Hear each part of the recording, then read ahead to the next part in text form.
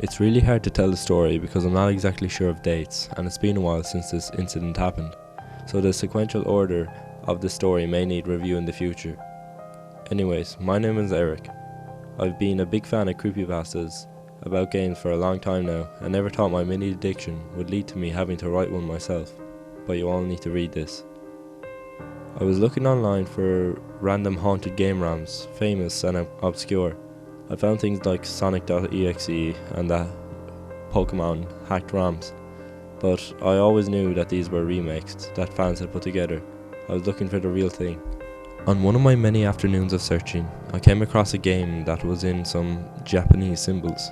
I quickly opened Google Translate and discovered the name was Horror. This almost put me off downloading the game because of the language barrier, and I really wish I had.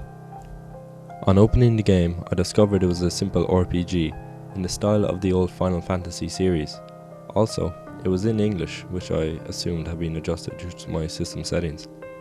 This blew my mind, as I love turn-based RPGs and scary games, so I thought I was in for a treat.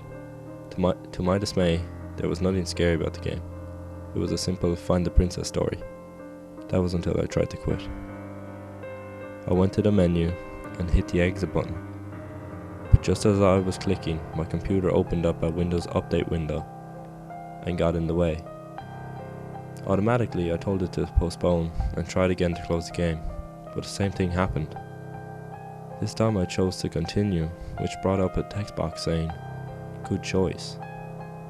I thought that the programmer must have been clever enough to make the update window pop up just to the right spot to stop the player from quitting each time. So I did the obvious thing, opened up Task Manager and tried to end the process. I was met with a standard error bloop from Windows every time, and this is when I started to get annoyed. I once again went back to the game, only this time it said, "Do not try that again." This was some pretty freaky stuff, but I knew that all of this was to do with programming.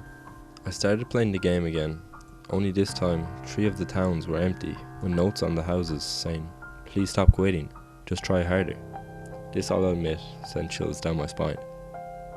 Once again, collecting my sanity, I restarted my computer.